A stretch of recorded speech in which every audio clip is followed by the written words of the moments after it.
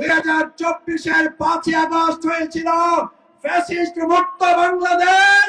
2026-এর 5ই August হবে ইসলামের বাংলাদেশ। 17 বছরে জামাতকে দেখতে পারেন নাই, আর জামাত শিবিরকে দেখার সুযোগ পাবেন না। সম্মানিত ভাই এবং বন্ধুগণ, দীর্ঘ সময় ধরে আমাদের উপরে আগস্ট মাসকে শোকের মাস হিসাবে চাপিয়ে দেওয়া হয়েছিল, অথচ আল্লাহ তাআলা জনগণের অভ্যুত্থানের মাধ্যমে শোকের মাসকে বিজয়ের মাসে রূপান্তরিত করেছেন। সেই আল্লাহর দরবারে সবাই শুকরিয়া আদায় করে আলহামদুলিল্লাহ। আজ শোকের মাস নয়, আজ শোকের মাস জনগণের জন্য বিজয়ের মাস। আজ শোকের মাস নয়, আজ শোকের মাস বাংলাদেশের মানুষের আনন্দ করার মাস। আজ শোকের মাস নয়, আজ শোকের মাস জনগণের অধিকার আদায়ের আন্দোলন প্রতিষ্ঠিত করার মাস।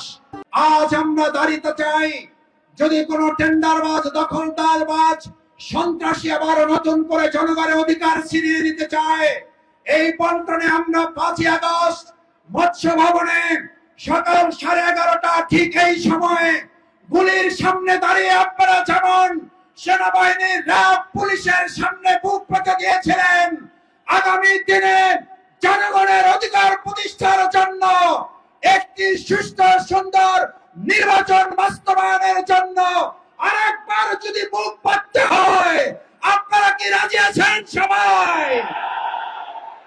সবাই রাজি আছেন?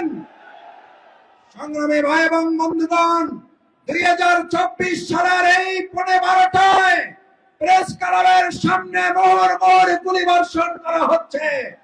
2024 সালের আজকের এই 12:30টায় চানখার বলে আমাদের ভাইকে গুলি করে রাস্তায় ফেলে রাখা হয়েছে। দেলার ভাই, কামাল ভাই, মান্নান ভাইদের নেতৃত্বে মিছিলের সামনে গুলি করে।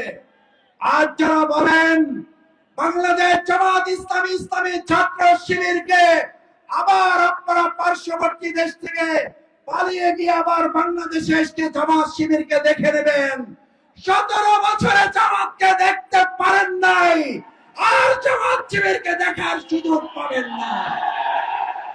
আসুন, বাংলাদেশ জামাত ইসলামী 2024-এর 5ই আগস্ট ফ্যাসিস্ট মুক্ত করে একটা বিজয় নিয়ে এসেছে। 2026-এ সুষ্ঠু, অবাধ, নিরপেক্ষ লেভেল প্লেইং ফিল্ডের নির্বাচনের মাধ্যমে চূড়ান্ত বিজয় আমরা অর্জন করবো ইনশাআল্লাহ।